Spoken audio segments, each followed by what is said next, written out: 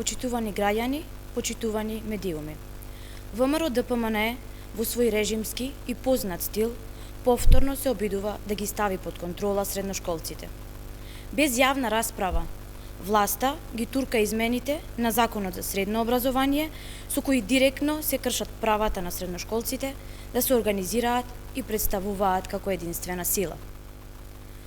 Во законските измени во делот на ученичко организирање избришан е Сојузот на студенти, или единственото тело кое ги обединува средношколците на национално ниво и се залага за нивните интереси. Со тоа буквално ја затвараат секоја можност средношколците да се борат за себе си.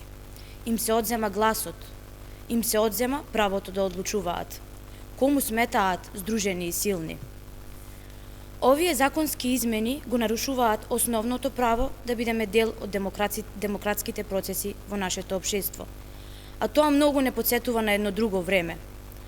На време на еден режим и контрола врз образованието, кога бевме принудени да се организираме преку пленуми за да си ги одбраниме нашите права. Почитувани, отстранувањето на Сојузот на средношколци е само дел од пакетот штетни измени на законите за образование, кои оваа власт ги турка по брза постапка. Овие измени се спротивни на препораките на УНИЦЕФ, кои бараат системски и континуирани решенија за надминување на бариерите и создавање функционална поддршка за децата со попреченост. Зошто вакви суштински важни законски измени се туркаат на брза лента и без јавна дебата? На одржување јавна дебата апелира токму и Комисијата за спречување и заштита од дискриминација. Образованието мора да биде надпартиска и надетничка тема.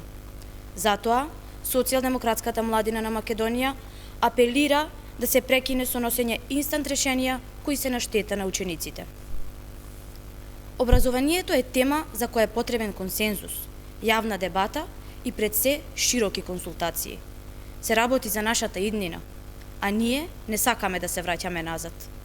Ние бараме квалитетен и модерен образовен систем, каде секој има право на глас, каде секој е заштитен и каде образованието е ослободено од дискриминација и политички притисоци.